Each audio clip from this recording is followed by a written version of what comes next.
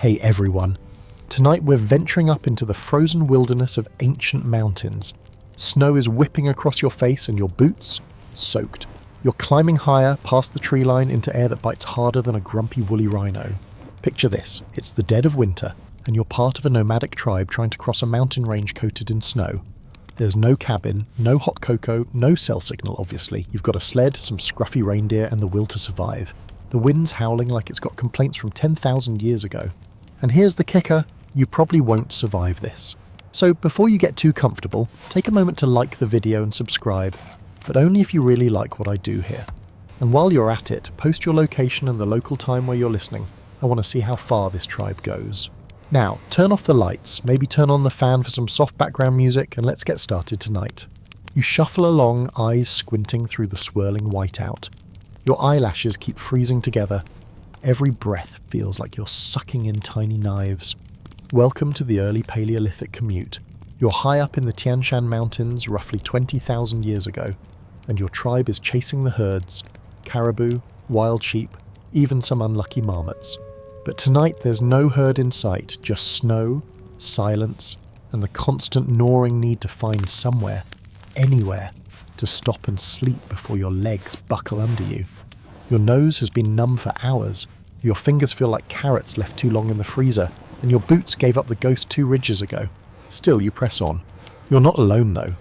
There's a dozen of you, including old Tarka, who coughs like he's been chain-smoking mammoth dung, and your cousin Eno, who still believes yelling Karzov Kanuplu spirits. You're dragging heavy sleds wrapped in hide, stacked with supplies, mostly bones, pelts, and the mysterious object known as a rock shaped slightly like a turtle. Important stuff. Historians still debate whether these nomads had formal leadership or if survival was just a very loud group project. But one thing's clear, when the weather turned on you, hierarchy didn't matter much, only your instincts did. You finally spot what you've been looking for, a jagged outcrop of rock half buried in snow, its base forming a rough crescent wall, a perfect place to huddle down and block some of the wind. It's not quite a cave, more like a sulking boulder, but out here it's basically a 5-star resort. You all drop your gear with groans muffled by scarves. Someone immediately starts stomping a circle in the snow, flattening it down for camp. Others begin carving low windbreaks with animal shoulder blades tied to sticks like prehistoric snow shovels. Every motion is deliberate, slow, exhausted. And here's the quirky part, there's no fire, not tonight. See, in these conditions, lighting a fire is like announcing dinner's ready to every hungry predator and rival tribe within 10 kilometers. Plus, in a snow-covered hollow, smoke has nowhere to go. You'd choke before you got warm. So instead, you learn to sleep cold and quiet. You layer up, fur inside fur, hide stitched with sinew, and then, just for style, you tuck in a pouch of dried herbs that smells like goat's armpit. Supposedly it keeps away frost spirits, or just makes you smell so bad nothing wants to eat you. Either way, win-win.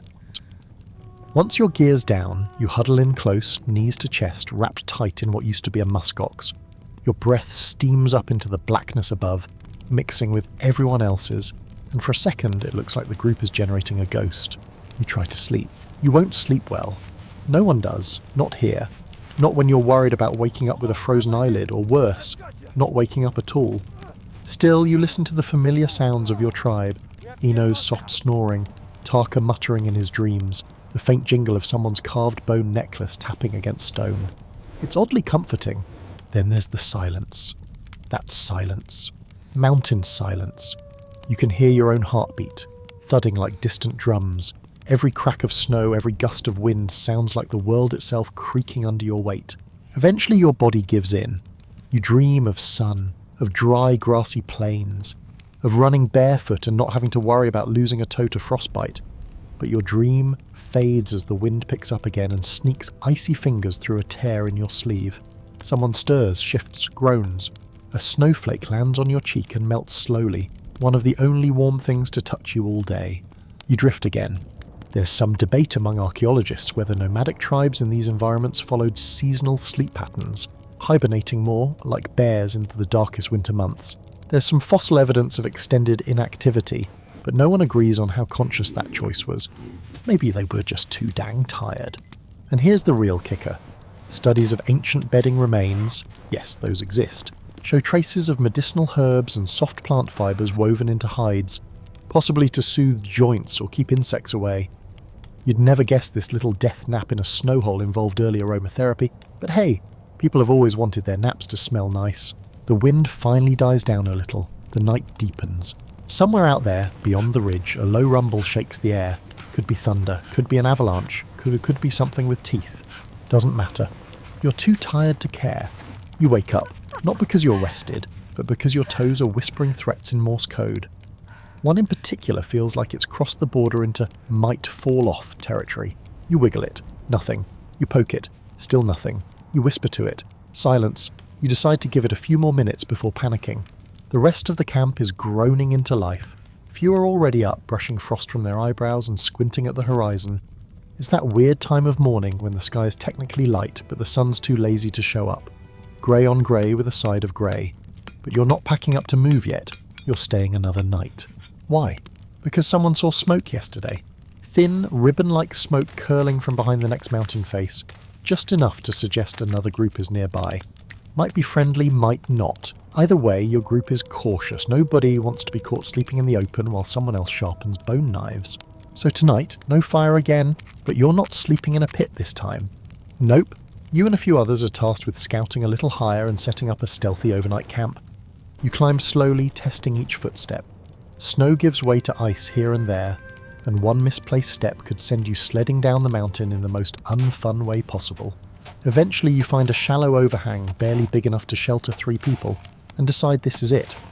You carve out a sleeping trench with the edge of a flat antler and begin prepping your gear. Now let's talk about survival without fire, because while it sounds wildly uncomfortable, it is. It's also one of the oldest nomadic tricks in the book. Instead of fire, you rely on layering. Fur over hide over morpher. You're basically a walking laundry pile. Huddling. Physical proximity isn't just for warmth, it's strategy. Wind shelters, snow walls, rock barriers, or even a semi-buried sled tilted sideways to create a windbreak. Heat stones. Occasionally, if the day was warm enough, a sun-heated stone can retain just enough heat to cradle in your arms like a prehistoric hot water bottle. But tonight, no such luck. Historians still debate whether Paleolithic nomads developed hand signals or whispered codes for maintaining silence during sleepouts like this. It's not something that fossilizes, unfortunately. But considering you're lying under an overhang with a spear in hand and someone on watch next to you, it wouldn't be surprising. You eat dinner cold. It's hard cheese made from fermented goat's milk, a few dried berries, and something that looks suspiciously like frozen marmot jerky.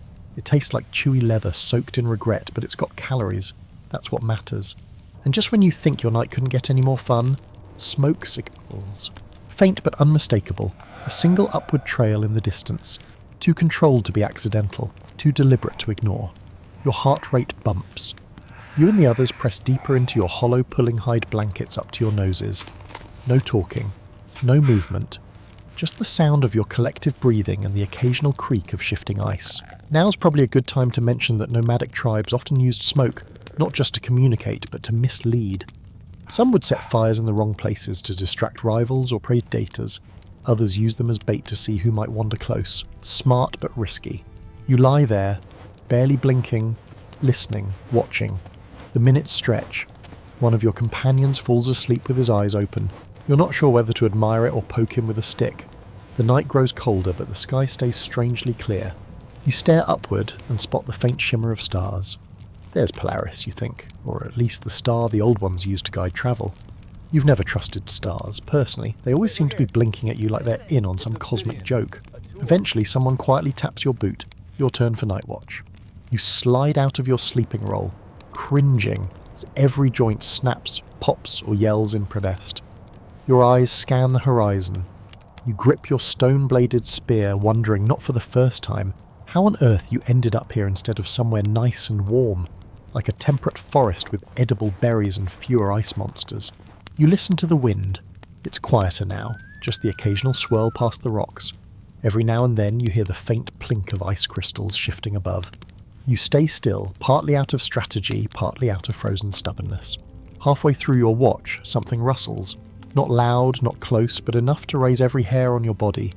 You squint into the darkness, trying to separate shapes from shadows. Could be an animal, could be a person, could be your imagination doing gymnastics to keep you awake.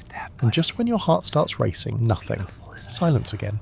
Eventually your shift ends. You nudge the next person awake, who glares at you with the unspoken resentment of someone being pulled from a half-decent dream. You settle back into your bedding, shivering slightly. The night stretches on, indifferent. And here's the strange part. Despite the cold, the fear, the gnawing hunger, you fall asleep. Your body, exhausted beyond reason, gives in. You sink into a sleep so deep, so dreamless, it's like falling into a hole inside your own brain. There's evidence that some tribes adapted to this kind of sleep, short bursts, high alert, always a third of the way toward waking. Modern studies on polyphasic sleep suggest it's possible, but historians still debate whether it was deliberate adaptation or desperate necessity. Either way, it worked. For now. Morning slaps you awake with a gust of snow to the face, not metaphorically actual snow dropped from the edge of your overhang straight into your eyeballs. You sputter and curse under your breath because the only thing worse than freezing in your sleep is being woken up by freezing. You roll onto your side, cracking the frost off your fur coat like it's a giant cereal bar. Every joint protests, every toe stages a rebellion. But it's another day and you're still breathing. That's something. Down the slope, the rest of the tribe is already stirring, blurry silhouettes moving like ghosts in the mist. You hear low mutters and the scrape of bone tools against ice, camps breaking up, you're moving again. But first, breakfast.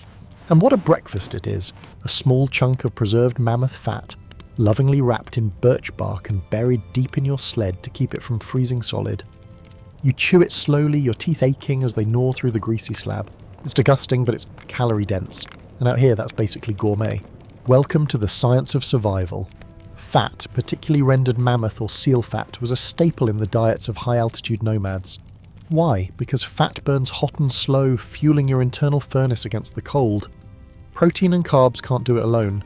Some archaeologists believe the higher fat diet might have contributed to denser body hair, better circulation, even fertility in sub-zero climates. Historians still debate whether fat consumption was seasonal or constant, but in mountain winters it was absolutely essential. You wipe your mouth on your sleeve, which at this point is more grease than fur, and rejoin the group. The march continues, slower today, because snow fell overnight and covered your previous tracks. You've got to rely on landmarks, memory, and that one guy who insists he can smell valleys. You suspect he's just guessing and hoping no one calls him out. Eventually the landscape changes. You descend into a windless basin where the snow is thick but stable. And, miracle of miracles, there's a flat land. Actual honest-to-goodness flatness. Everyone stops. There's a murmur of approval, like a prehistoric Yelp review. It's time to set up camp properly, and that means fur tents. Now, you might be imagining something like a modern pop-up tent. Please don't. These structures are more like squishy igloos made from reindeer hide and stitched with sinew. You and 5 others begin unfolding the hides from the sled, brushing off snow and checking for ice tears. Then you start erecting the structure using a circle of curved antler rods and a dome of fir panels overlapping like massive flower petals. It's low to the ground, on purpose. Tall tents catch wind, short tents laugh at it. You crawl inside and begin laying down the interior. More hides, some dry moss, and, if you're lucky, a stolen wool tuft or two from a mountain sheep you passed a week ago. The warmth is instant. Not blazing hot warmth, but that kind of heat that feels earned. Body heat bouncing off the curved walls, the smell of fat sweat, smoke and leather all blending into a nostalgic stew of survival. You collapse onto the floor, not even bothering to remove your outer coat. Outside, snow begins to fall again, but inside it's just you, the flicker of a tiny animal fathead lamp, and your cousin Eno humming something ancient and tuneless as he sharpens his scraper blade. And then someone farts, loud, proud, disrespectful. Everyone looks at Eno. He shrugs. Better out than we're frozen in, he says with a grin. Laughter bubbles up. It's soft, tired, but bit real. In that moment, the whole tent becomes a womb of warmth, scent, and camaraderie. You know the wind's howling outside, you know predators prowl and avalanches wait. But for now, you've got your fur dome and your tribe, and honestly, that's enough. Now here's a quirky fact for you. Early mountain nomads used seal or walrus intestines, yes, you read that right, as waterproof tent linings. Translucent, flexible, and shockingly effective. In high Arctic environments, even later cultures like the Inuit relied on similar materials for visibility and insulation. So if you're lying here thinking, wow, this yurt is gross, just remember, it could be way slimier. Historians still debate how much influence tribes had on each other across regions. Were fur tent designs shared through trade routes? Or did every group just invent their own cozy cocoon independently? There's evidence of strikingly similar structures from Siberia to Scandinavia, but no clear origin point. Your eyelids droop. The lamp sputters. You feel your stomach grumble quietly, like a polite reminder that frozen jerky is a crime against the tongue. You don't care. You drift off, slowly this time, not because you're exhausted, though you are, but because this feels safe. Safe-ish, anyway. Outside, snow buries your tracks, erases your presence. But inside this fur and bone bubble, you're a tiny heartbeat in the belly of the mountain. You sleep. You wake up warm, which is suspicious. You open one eye. The inside of the tent is foggy with breath and body heat. Your fur hood has fallen halfway over your face, and for a split second it feels like you're buried in a particularly cuddly animal. Someone's foot is jammed under your ribs, probably Eno, again. The air smells like musk, wet fur, and yesterday's regret. Still, you stretch. You survived another night. That's worth a small mental cheer. No frostbitten fingers, no avalanche surprise, no unexpected visit from a saber-toothed neighbour. You're doing fine. Outside the tent, the sky is pale grey. It's not snowing anymore, which is either good news or a trap. You crawl out, boots crunching on the snow-packed ground, and blink against the glare. Time to move again. But before you do, there's a moment, an hour or two, where everyone slows down. There's no hurry. You're in the valley, shielded on both sides by rock and forest. It's quiet, almost cosy, and with the furs still up, the tribe has a chance to breathe. Some begin reinforcing the tents, real nomadic engineering now. You help dig shallow sow trenches around the perimeter to drain meltwater. Someone else packs snow tightly around the base of the yurt to seal it. And then comes the real trick, building wind barriers. You've got slabs of frozen hide stretched over bent sticks, like leathery walls. Others pile up snow blocks, carefully cut and shaped using sharpened flint knives. The goal? Stop the wind before it hits the tent. Think of it like giving your shelter a winter jacket, a massive prehistoric Canada goose. Nomads were experts at this. In fact, archaeologists have found circular stone foundations high in the Altai Mountains, thought to be anchor points for yurts just like yours. The shape matters. Round tents resist wind better than squares. The wind flows around them instead of slamming into a flat surface. Genius. You head back inside to help repair the seams. One of the hides has a tear. You take out your sewing kit made from a thin bone needle and sinew thread and start stitching. Your fingers fumble, numb from cold, but the motions are muscle memory by now. Across from you, someone's napping with their mouth open. Gross. You glance at the walls of the tent. The inside is lined with decorations, etched bone charms, beads made from teeth, even a string of carved wooden animals hanging near the entrance.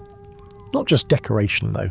These are totems, reminders of stories, ancestors, lessons, like a prehistoric Instagram feed, but with more teeth. Historians still debate whether these charms had religious power or were simply symbolic. Some suggest they represented protective spirits. Others think they were travel trophies, like saying, yep, I've been to the Yak Plains, got this FEMA charm to prove it. The tent's dim but calming. Every surface has a purpose. The hide walls are patched and layered.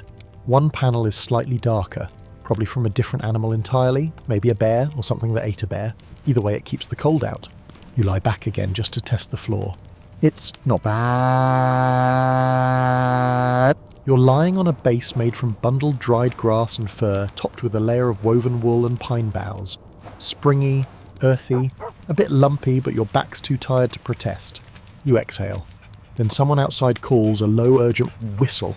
You scramble up, nearly tripping over the guy still snoring. You stick your head out and see them. Snow clouds rolling in again, thick and fast. Time to prep for another heavy night. Everyone snaps into motion. You start anchoring the tent deeper, piling rocks and snow around the edges, making it almost look like a burrow, like a hideout. Which is exactly the idea. You even dig a shallow emergency tunnel on the windward side. If things go bad and snow piles too high, that's your exit, or entrance. Depending on the mood of the mountain, you can feel it in the air now, that thick, heavy silence right before a storm. The elders start humming. A soft, wordless chant passed down who knows how far. It's not magic. Not exactly. But you swear the rhythm helps, keeps everyone steady, gives your mind something to hold on to. You crouch back into the tent, hugging your knees. The wind starts, slow at first, then sharp, then furious. It sams into your wind barriers, howls around your yurt, hurls snow sideways. But you're ready this time. The tent holds. You lean against the wall and feel it resist the force. Not perfectly, it flexes, groans a little, but it stands. And here's the quirky bit. You can't hear each other speak anymore. The wind is that loud, so you all resort to what your tribe calls storm talk, a mix of exaggerated gestures, face-pulling and mimed complaints that everyone understands perfectly. Someone mimes being picked up by the wind and flung into a yak. Everyone laughs. You sleep in bursts, not restfully, but in patches. Dreams come and go, half-frozen things full of blurry faces and woolly shadows. Sometimes you wake up and swear the tent moved. Maybe it did. By morning you'll be buried under a metre of snow. But right now, you're alive and warm, and your yurt, your lumpy, stitched, semi-intestinal yurt, is holding the storm at bay like a champ. You're snoring. Not loud enough to wake the dead, but loud enough to wake Eno, who jabs you in the ribs with the butt of his spear. You grunt, roll over, and narrowly avoid drooling on the dried moss padding beneath you. "Your turn," he whispers, voice dry as old bones. You groan. Outside the tent, the wind has calmed. The snow is thick, muffling every sound like a wool blanket thrown over the world. You wriggle out of your bedding, trying not to disturb the others. The flap squeaks as you crawl out into the night, spear in hand. It's your turn for the night watch. You stand up slowly, joints cracking like dry twigs. The stars above seem closer than usual, sharp, cold pinpricks against the inky sky. No clouds, no storm, just eerie stillness. Too still. Night watch isn't just about keeping humans safe. It's about listening for anything that doesn't belong. Wolves, rival tribes, and the nightmare of every mountain nomad. Ice bears. Yes, ice bears. Not polar bears, those are far to the north, but massive high-altitude predators that prowled these ranges in the late Ice Age.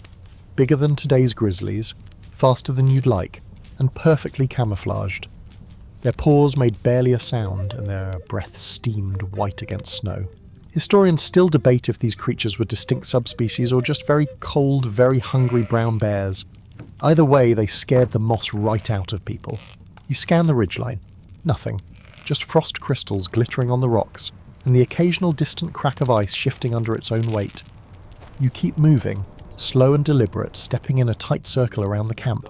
Your spear tip taps rhythmically against your boot with each step. Tap, crunch, tap, crunch. And then you hear it. A snort, not close but not far either, echoing off the snow like a warning growl. Your heart jumps, you freeze, no movement. Just ears straining, eyes darting. Could be an animal, could be Eno sleep snoring through his nose again, but you know it's not. You crouch near a drift, partially hidden, and wait. Here's the thing about predators in the snow. You don't see them first, you feel them. Your skin tingles, your breath shallows, and your instincts start yelling things your brain hasn't figured out yet. You grip the spear tighter. Then a gust of wind rises, and with it a shape on the ridge. Large, broad-shouldered, moving with slow confidence. It doesn't roar, it doesn't charge, it just watches. You don't blink. Then, just like that, it turns and melts back into the shadows. Gone. You exhale, long and slow. You don't tell anyone. Not yet. No point waking the whole camp for a creature that might have just been curious. Besides, you'd probably panic walk into a tree trying to explain it. You finish your watch wide-eyed and hyper-alert. By morning, the tracks confirm it. Massive paw prints just beyond the windbreak. Deep, five-toed and spaced like something that wasn't in a hurry. Everyone gathers around them, silent. Tarka scratches his beard and mutters a blessing. Someone spits on the ground for luck. Eno pokes a print with a stick and says, "Probably just a big rabbit." No one laughs. After a quick vote, you decide to move. Too risky to stay. But before breaking camp, you all pitch in to collapse the tents, bury any waste, and scatter snow over the fireless pit. Leave no trace. The mountain has eyes. The sun creeps up slow and moody as you pack sleds and start walking. It's the kind of cold that makes your nose hairs freeze. You wrap your scarf tighter, eyes scanning the white horizon for movement. One step at a time. And as you march, you think about the ice bear. How close it came. How easily it could have walked through your flimsy wind wall and turned your tent into a chew toy.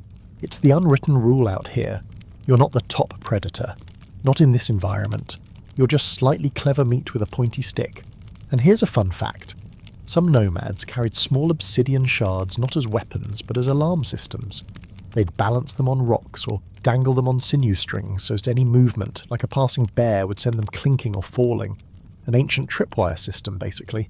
You think about setting one up tonight, just in case. Historians still debate whether certain campsites were avoided because of spiritual fear, or very real predator memories. Some believe cave symbols of bears with exaggerated teeth were warnings, others think they were tributes, or bedtime stories gone horribly wrong. Either way, the fear was real. And honestly, you get it. You walk on, glancing behind you every now and then. No more prints from your prints, but that doesn't mean it's not watching somewhere. The next night is different. You're not in a tent. You're not even in a fur-covered snow pit. Tonight you're sleeping in a pile of living, breathing, farting animals. You groan as you wriggle under the body of a sled dog the size of a baby reindeer. He grumbles, shifts slightly, and flops across your legs like a soggy blanket made of muscle and tail. Another one sticks his cold nose into your armpit. Cozy. This is what you get for volunteering to scout ahead. Earlier today, your group split off. Just you, Eno, and 2 others to check the trail ahead. You couldn't drag the full caravan through the narrow pass without risking an avalanche. So now you're camped high on a rocky ledge, curled around the most loyal companions a mountain nomad could ask for. Sled dogs. And yes, it smells like dog in here. But the warmth? Unreal. Nomads didn't just use dogs for pulling sleds. These animals were lifelines. They carried gear, protected the camp, hunted, and most importantly, shared heat. Historians still debate when exactly humans started sleeping with dogs intentionally. Some believe it was as far back as 15,000 years ago, during the height of the last glacial maximum. Others argue the habit developed slowly, as mutual survival nudged man and beast closer together. Either way, by the time you're out here freezing your knuckles off in the mountains, it's already tradition. The dogs don't complain. In fact, they lean into you like you're a favourite tree. Their fur is dense and dry. Even in snow, they seem to steam with warmth. You bury your face in the ruff of one's neck and feel your eyelids droop. Eno's snoring already. The stars overhead are sharp tonight. No clouds, just the open sky and the occasional breath of wind weaving through the rocks. You shift slightly and tuck your feet beneath the dog on your right, who lets out a low huff but doesn't move. You fall asleep to the sound of rhythmic breathing and the faint jingling of bone tags tied to each dog's collar. And then, in the middle of the night, you dream. Not a normal dream, though. You're running on all fours. Your tongue lolls out, your paws crunch across snow. The scent of something wild fills your nose. You feel a pulse beating under your ribs that isn't quite human. Then you wake up, startled, blinking, breathing hard. One of the dogs is staring at you. Just staring. You blink, he blinks. Then he licks your cheek and goes back to sleep. You roll over, unsettled but were weirdly flattered. There's an old belief among the mountain tribes that sled dogs don't just guide the living. They guide the souls of the lost, too. People who froze or fell or vanished in storms. It was said the dogs could still hear them, still follow their scent. That when a dog sat up at night and stared into the dark, it wasn't looking for danger. It was listening to ghosts. Quirky? Sure, but out here, when things go quiet and shadows move in just the wrong way, you kinda get it. You drift again. No more dreams, just the warm press of dog against your back and the heavy stillness of the high mountains. In the morning, frost coats your eyebrows. Your boots are stiff as bark and your breath hangs thick and slow. The dogs wake first, yawning, stretching, their bodies shaking snow off like seasoned pros. You roll over and groan as your spine loudly protests another night on frozen stone. Eno grins. Sleep well, princess? You throw a snow clump at him. It misses, barely. Breakfast is shared between you and the dogs. Dried fish and reindeer fat. You chew slowly while they scarf it like it might run away. One licks your hand when you're done. You wipe it on your sleeve. That counts as bonding. As you begin packing up camp, you pause and take one last look at your makeshift sleeping spot. The dogs are already moving, noses to the ground, tails wagging. Ready to go, ready to pull, no complaints, no drama. Just survival. You pat one on the head and whisper, "Good boy." You don't know his name. You don't even know if he has one, but he knows what you mean. Historians still debate whether these early sled dogs were selectively bred for endurance or simply evolved through a kind of icy trial by fire. The oldest sled dog remains found in Siberia date back over 9,000 years, but carvings and DNA evidence suggest the relationship goes back even further. However it started, it's clear now humans didn't conquer cold alone. They had help. Covered in fur, smelling like a kennel and chewing on breakfast leather, you follow your four-legged tribe onward, deeper into the mountains where no tent can go. Your legs ache. Not the kind of ache you get from a long hike or a bad workout. No, this is deeper, bone deep, glacier deep, the kind of ache that makes you wonder if your knees are about to sue you for abuse. But still you press on. One foot, then the other, through knee-high snow and biting wind.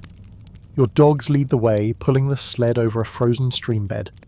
Behind you, Eno mutters curses at a snowdrift that just tried to eat his boot. And then you see it, the hillside. Not a dramatic peak, not a towering cliff, just a rounded slope of snow-packed earth, crusted with wind-blown ice and dotted with frost-dusted rocks. But it's perfect, because tonight, you're not sleeping in a tent. You're sleeping inside the mountain. You drop your sled, stomp through the snow and start digging, carving into the side of the hill with your flat-bone shovel, moving snow in wide, scooping arcs. The others join in.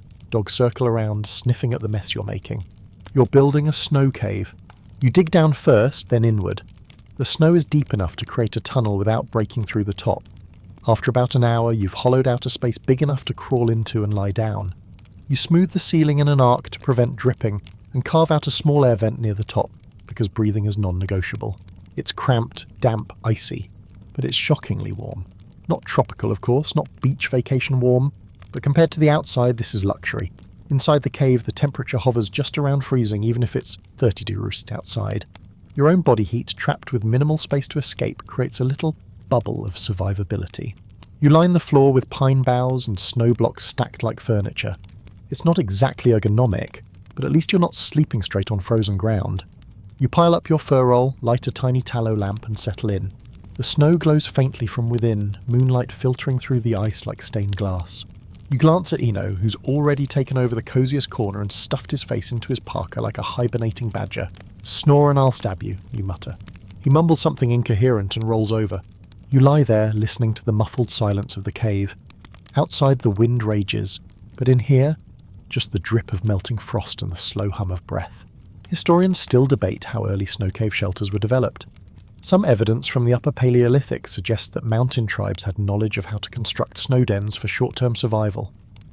There are cave etchings in the Caucasus that show rounded shelters with smoke trails, possibly early snow hut representations, but no one's certain. What is certain? They work. Quirky detail time.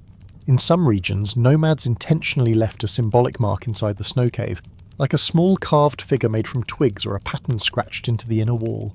Superstition, maybe. Or maybe it was just a reminder. You were here, and you survived this night.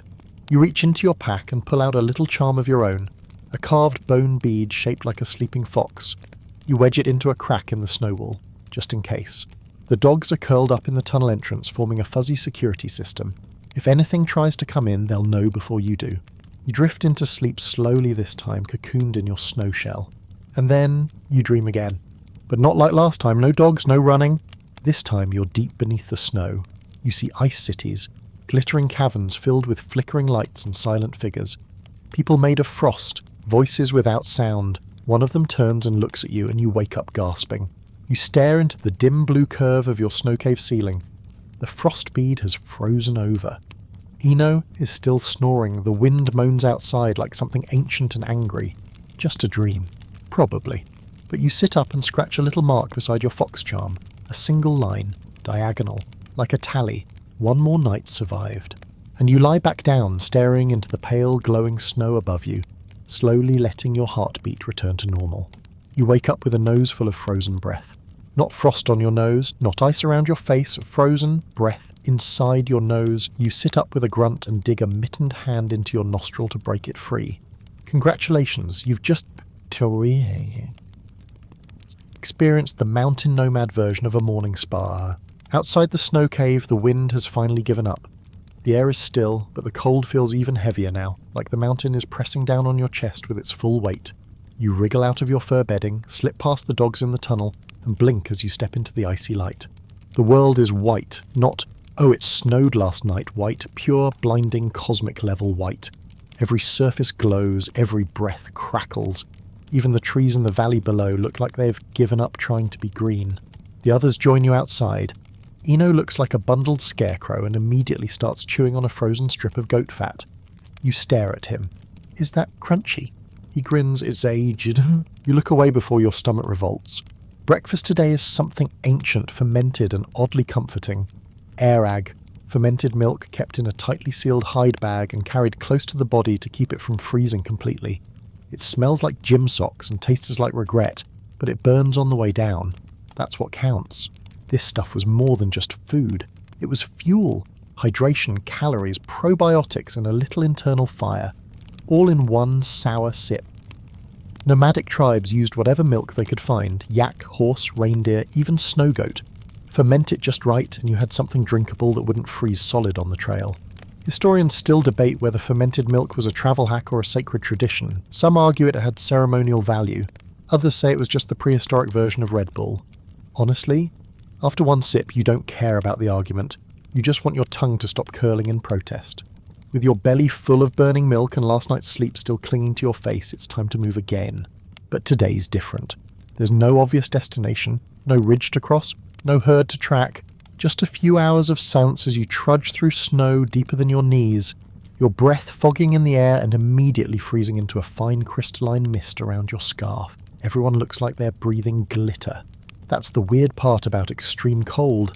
Your breath doesn't drift, it snaps. It hovers mid-air, trapped, like a ghost trying to decide whether to haunt you or just hang out. The old ones used to say frozen breath was the way the mountain remembered you.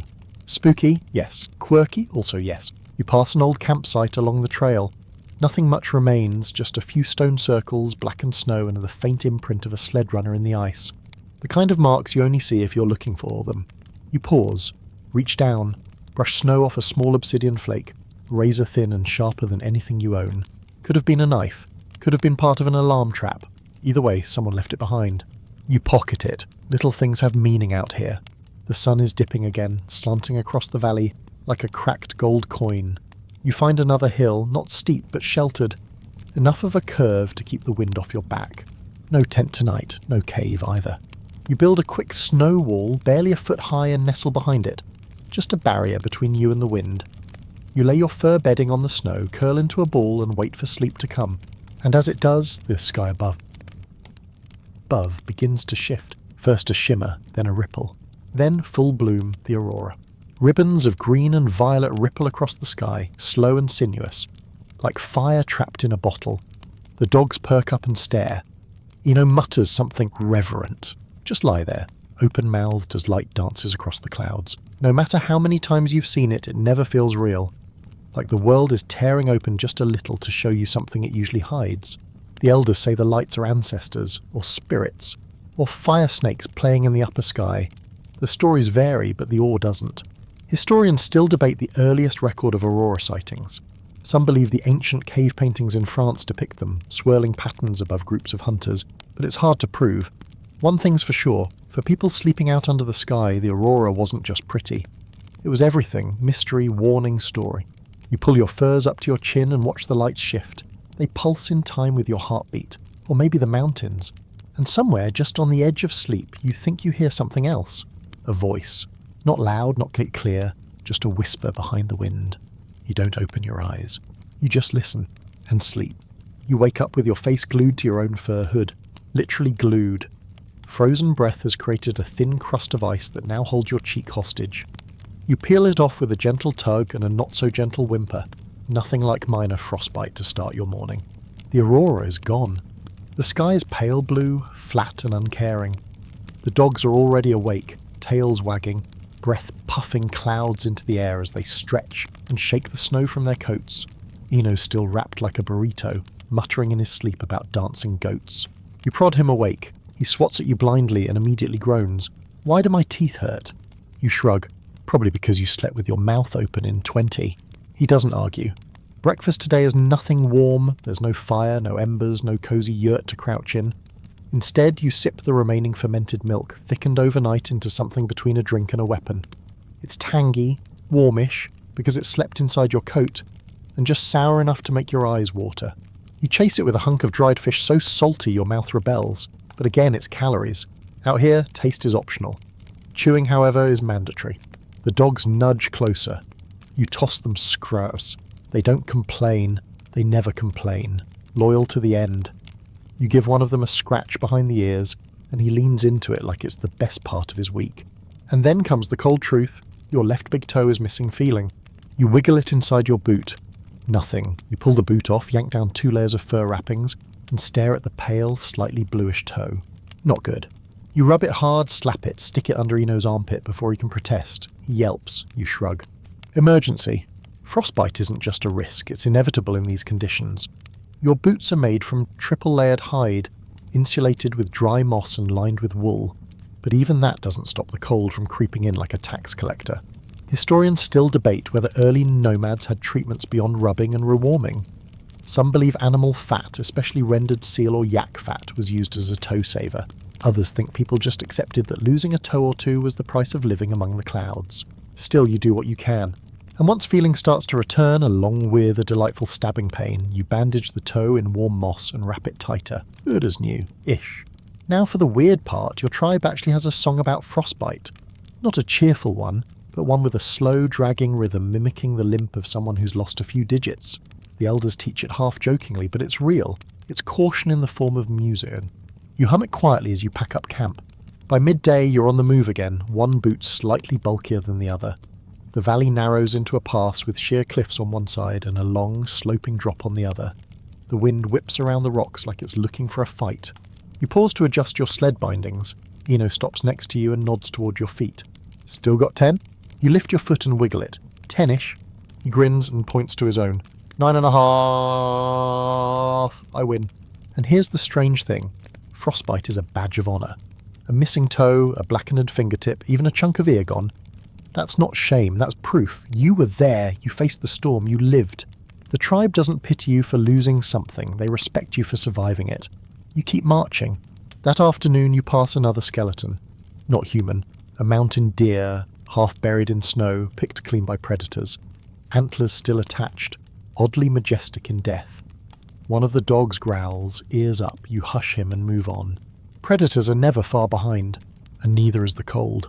Later that night, you hunker down in a low basin between 2 snow-covered ridges. The wind is blocked, the snowpack stable. You dig a shallow trench, curl into your furs and try to forget your aching feet. You hear others settling nearby, a rustle here, a grunt there, someone coughs, someone else farts and gets immediately shushed. Normal. Safe. But as you drift off, your toe throbs once more. A sharp, angry little reminder of where you are. You breathe deep and blow a little warmth into your mitten. Just another day in the mountains. And still you're alive. Your dreams are made of bone and ice. Not metaphorical bone and ice, literal ones. A blizzard of ribs rattling across a frozen sky. Jawbones clacking like wind chimes. And you? You're lying in the middle of it, trying to swat snowflakes shaped like teeth out of your beard. You wake up with a shudder, eyes blinking into the blue pre-dawn haze. The cold hits you like a slap. You curl tighter into your furs, half hoping the mountain will just bury you into snow and be done with it. Then the wind shifts. You poke your head out of your bedding and blink at the sky, and there it is. The aurora is gone, but above you, a new kind of magic. The morning stars are fading and the horizon is streaked with silver and peach. It's quiet, still, like the world is holding its breath. And then the singing starts. Not loud, not dramatic, just soft humming passed from tent to tent, person to person. You recognize the tune, one of the old ones, the kind only the elders sing when they think no one's listening. Eno joins in, badly off-key. You roll your eyes, but your throat hums along anyway. This isn't just a song, it's a story. A memory stitched into melody, handed down through centuries. It tells of ancestors who crossed the same mountains, following herds and stars, surviving storms and silence. As the humming fades, someone starts speaking. An old voice, rasping and slow. One of the elders, probably Taka, even though he insists he's only 70. He starts telling a story, an ancestral tale, about a hunter who chased a white reindeer into the clouds and never came back, except as a snow spirit that guides the lost. You've heard this story before, but tonight it feels different, because the stars are still watching and the wind sounds almost like words. Mountain tribes didn't just sleep to rest, they slept to remember. Storytelling wasn't a pastime, it was preservation. Memory wrapped in myth. One study on Siberian nomads found evidence of oral traditions going back millennia, passed along with eerie consistency. Historians still debate how much these stories changed, and whether they were more spiritual or instructional. Most likely, both. You lie back down, furs pulled up to your ears, listening to the old tale drift over the snow. The hunter climbs higher, follows the white reindeer, loses his way. He lies down under a stone ledge, tries to sleep. The wind carries his breath into the sky, and when his people look up, they see the aurora. They say it's him.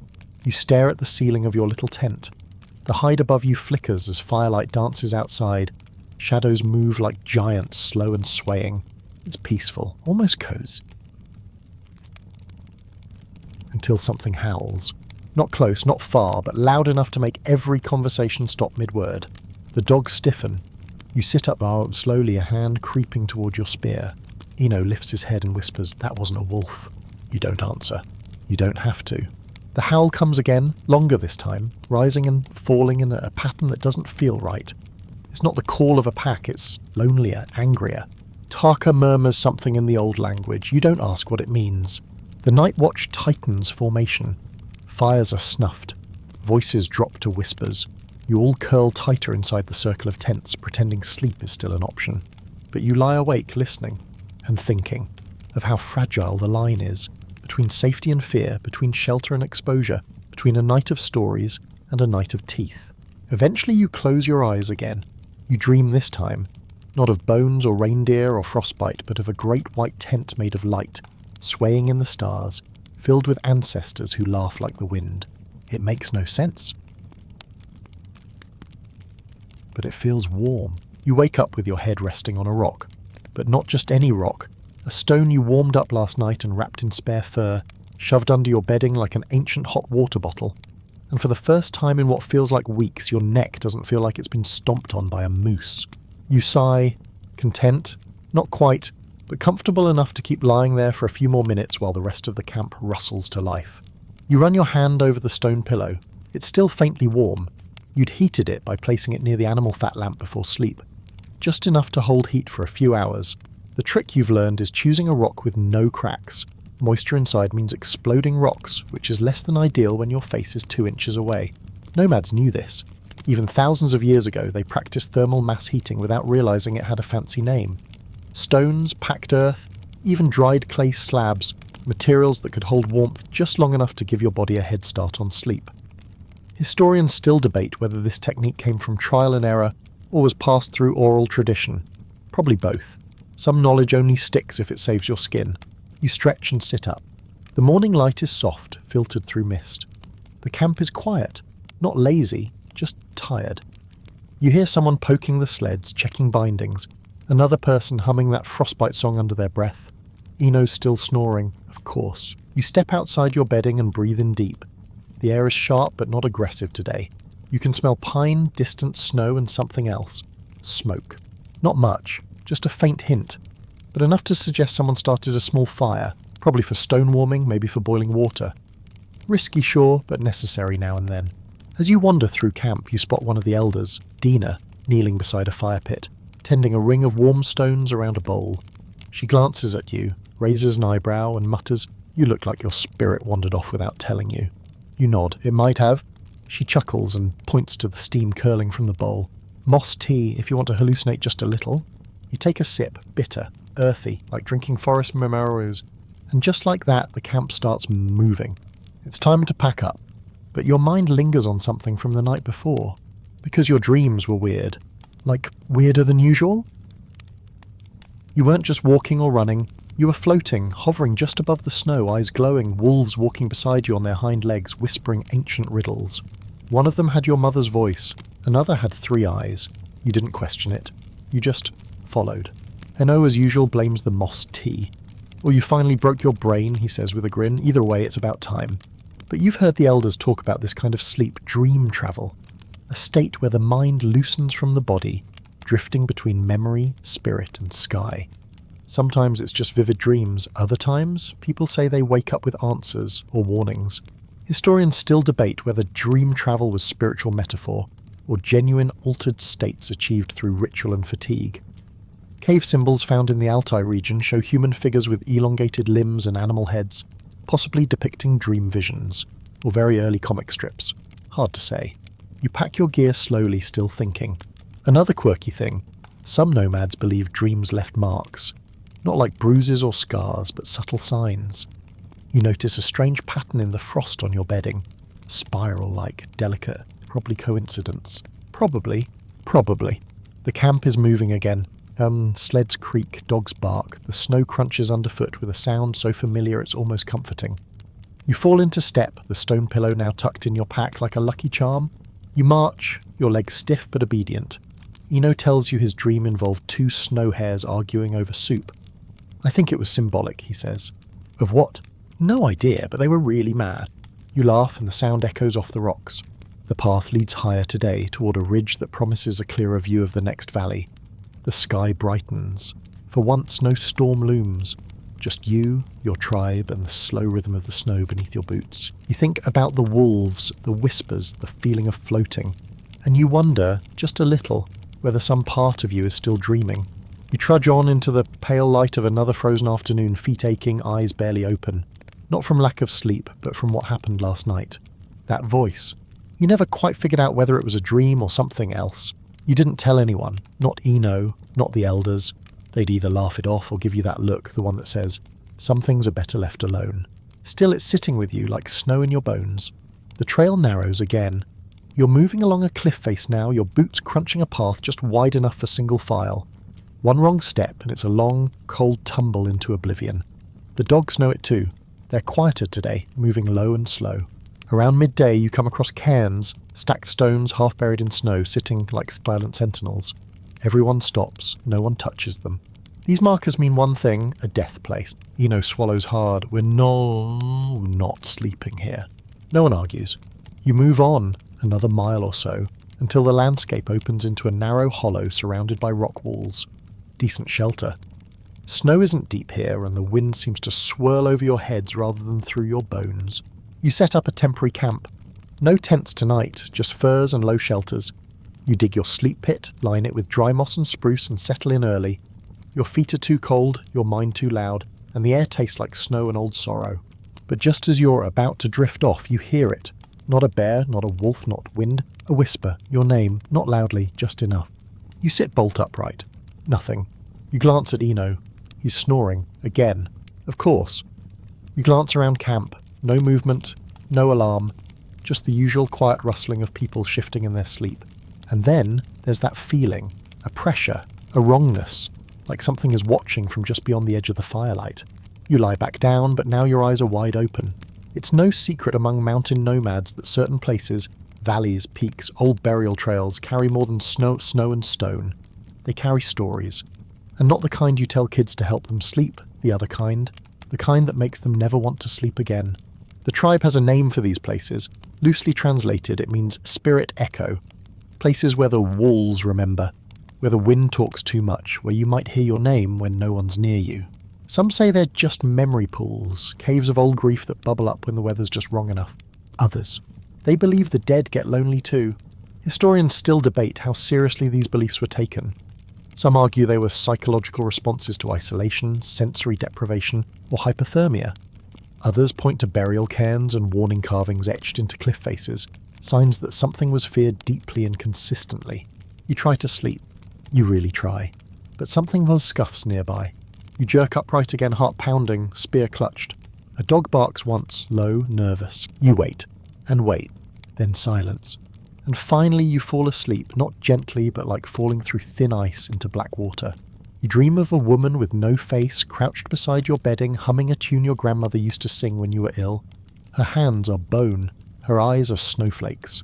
She leans close and whispers, "Stay off the ridge tomorrow." You wake up gasping. Drenched in sweat, freezing but soaked. Eno sits up beside you. Nightmare? You nod. He shrugs. Figures. I dreamt I was a tree. Oh yeah, a tree. Exciting. He grins. Till someone tried to pee on me. You laugh a little too loudly and people murmur in their sleep, but somehow the laughter helps. Still, you don't forget the dream. The woman. The warning. You stare at the cliff wall as dawn creeps in, light brushing across the stone like hesitant fingers. And you whisper into the cold, "I heard." The ridge looms ahead like a frozen knife. You squint up at it as the group prepares to move. It's steep, wind-scoured, with sharp ice faces and jagged rock teeth poking through the snow. Your body says no. Your dream says definitely no. But the trail says yes. And out here, the trail usually wins. The tribe packs up quickly. Dogs bark, sleds creak. No one's talking much. Everyone's just watching the ridge, like it might turn and glare back. You lag behind, tightening your binding slowly, buying time. Eno notices. Of course. You all right? You nod, lie. You sure? You look like you saw a ghost. You pause, then say, I might have talked to one. He stares at you. You want to stay behind? You shake your head. Because here's the thing, you're terrified, but fear is nothing new. Out here, you've been afraid of wolves, snowstorms, starvation, frostbite, cliffs, and coughing too loud at night.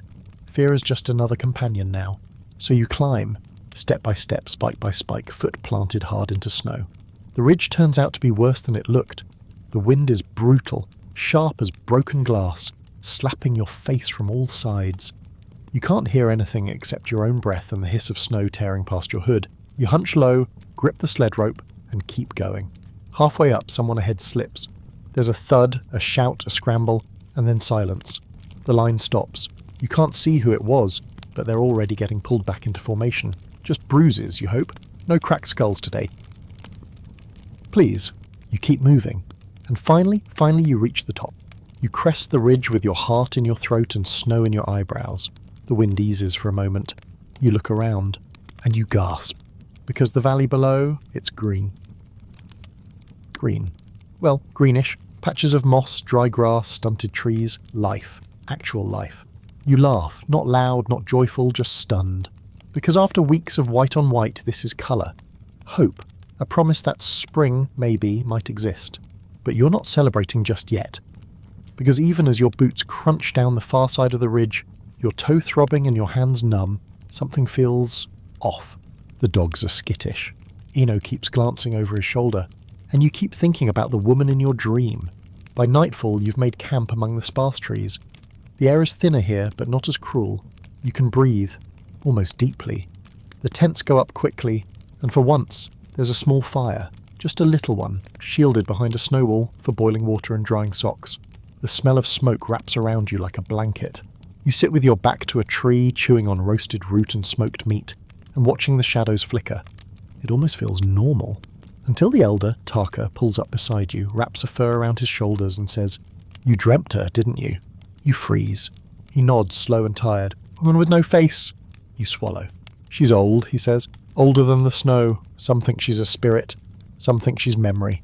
Doesn't matter. She speaks when people forget to listen. You ask him what she meant about the ridge. He shrugs.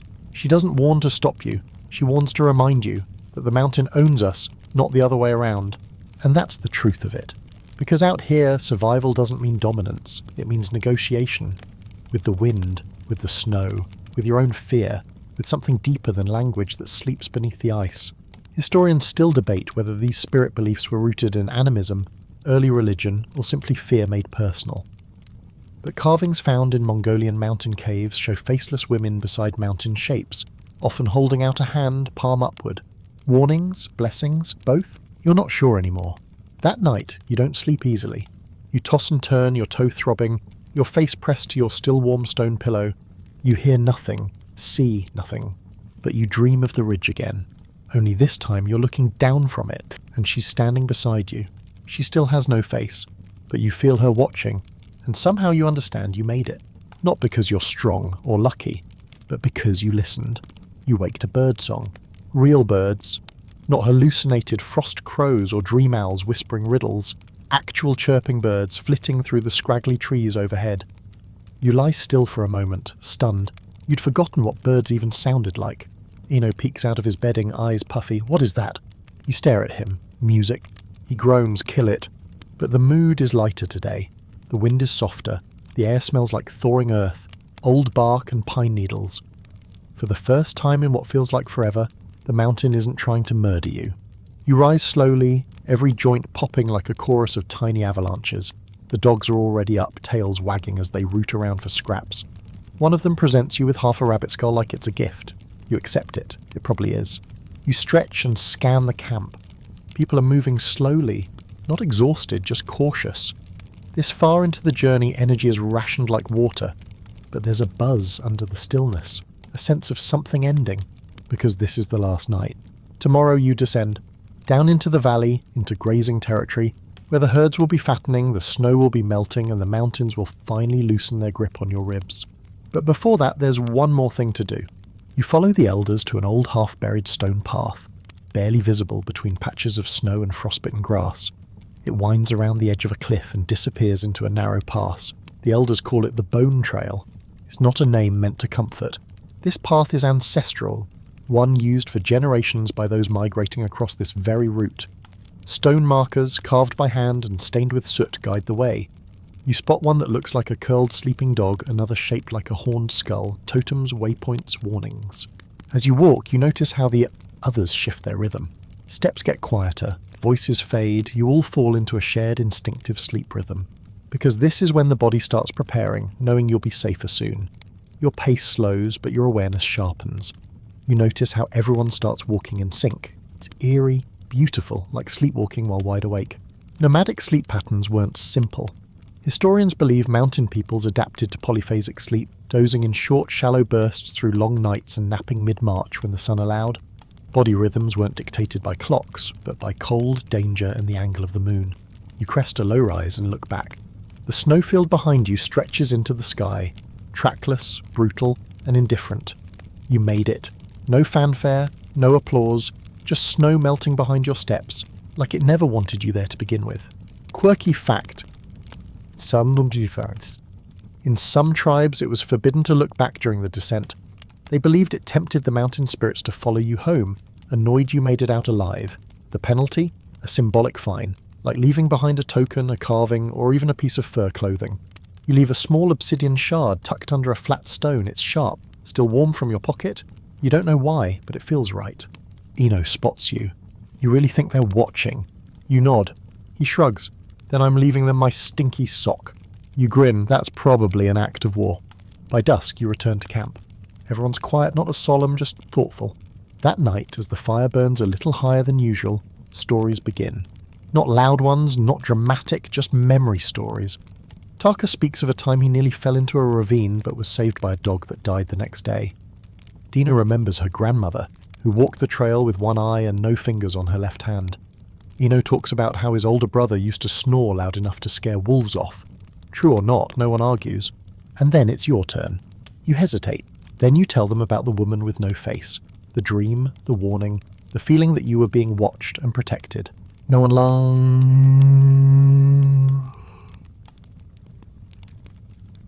Taka just nods and says, "She's walked with many." You sit back. The fire crackles. You close your eyes, breathing deep. And then someone begins the old lullaby, slow, rhythmic, half-hummed. Everyone joins in one by one. The words are older than language. The melody feels like footsteps in snow. You sleep finally without fear, not because the mountain's given you permission, but because you've learned how to move with it. You don't wake up to wind or frost or something sniffing around your feet. You wake to light. Real, honest, golden light splashed across your face like it's been waiting all this time just to say, hey, you did it. You blink into the sky, pale blue, streaked with wisps of white cloud and no threat in sight. The sun has cleared the ridge and is finally reaching into your camp with warm fingers. You sit up, no pain, no weird dreams, just warmth. It feels suspicious. Eno's already up, standing on a rock, arms outstretched like a sweaty sun priest. "I'm melting," he announces. "Tell my story." You throw a piece of dried meat at him. It sticks to his face. Everyone's laughing, but quietly, not rowdy, just relief disguised as humour. After weeks of snow, storms and spirits, it feels like the tribe has exhaled. Today you descend. It's not a fast process. The path is slick, the sled's overloaded, and the dog's distracted by every new smell. But you're moving downhill for the first time in what feels like forever. Your knees hate it, your back hates it, but your heart, it soars. The valley opens wide, framed by rising ridges and dotted with green tufts. Real grass, moss, and even a few shy wildflowers poking through the melt. There's a stream trickling through the centre, and its song is the best thing you've heard in months. The dogs bolt for the water, splashing like toddlers on holiday. A few people drop to their knees, washing hands, faces. You do the same. The shock of the cold water feels amazing. You drink until your stomach protests, then lie on a dry patch of moss and stare at the sky like a lizard. This is summer camp Ice Age edition. But the work's not over. The elders pick a spot to settle, temporary but safe. Shelter goes up, sleds get unpacked, gear gets sorted. You check your left toe, still ugly but it's healing, mostly, you'll name it later. As the sun sets, the fire glows high and wide. You sit with Eno and the others, passing around food that doesn't taste like sadness. Fresh roots, dried berries, and something roasted you choose not to identify. Then comes the final ritual. It's not formal, not written, but it always happens. You gather in a circle. The eldest speaks. Not loudly, just enough for the words to float. Last night, she says, we carried snow in our lungs. Tonight we breathe grass. Everyone nods. She continues, we left things behind. Some we meant to, some we didn't, but we're here. And that's it. No long speech, no ceremony. Just a sentence that lands with the weight of everything you've survived. Later that night you crawl into your bedding, laid out under the open sky this time, no tent needed, and stare at the stars. You wonder if the faceless woman is watching, if the spirits followed you down, if your breath will freeze in the sky tonight. But nothing comes, only the wind. Gentle now, almost soft. You close your eyes and drift. And now the fire is low. The stars are blinking slowly above you, like they're nodding off too. You're wrapped in furs that still smell like smoke and snow. The last whispers of the tribe are fading into the quiet. The dogs are already snoring. And you are safe. The mountain is behind you now. You walked it, slept on it, survived it. You learned how to sleep with no fire, how to dig a bed out of snow, how to share your warmth with the animals, and how to listen to your dreams, even the strange ones. You learned that survival isn't loud, it's quiet. It's patience and pain, soaked boots and numb toes, stories whispered through frostbitten lips, and laughter when there shouldn't be any. And maybe, just maybe, you learned that even in the coldest, most impossible places, people still slept. They dreamed, they adapted, they made comfort where none existed. Because that's what we do. That's what you did. So now let yourself drift. Let your muscles go slack. Let your breath slow with the rhythm of 1,000 ancestors who did exactly the same. The cold is gone. The danger is past. And your bed, lumpy, smelly, and stitched from hides, is the softest thing in the world. You've reached the valley. You made it. So go ahead. Sleep like someone who walked across the roof of the world.